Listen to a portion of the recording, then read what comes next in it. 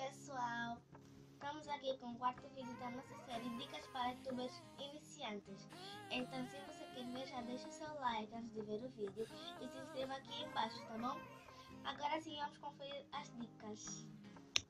Então pessoal, a primeira dica é: seja solto. Não pode ser muito encolhido, porque as pessoas querem ver alguém que tenha a disposição assim para gravar vídeos, que seja solto, que seja moderno, né?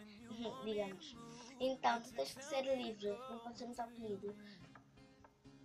Essa dica.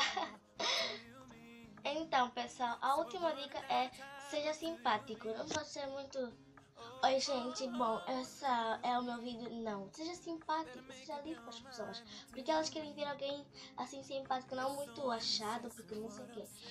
Pelo menos eu não gosto de ver isso. Então tens de ser mesmo simpático, porque também mostra que tu tens um bom caráter para as pessoas, então transmite uma boa imagem de ti. Então pessoal, apesar do vídeo ser muito curto, espero muito que tenham gostado. Um beijão enorme para todos vocês, obrigada por ter assistido e tchau, até os próximos vídeos. Amo todos vocês.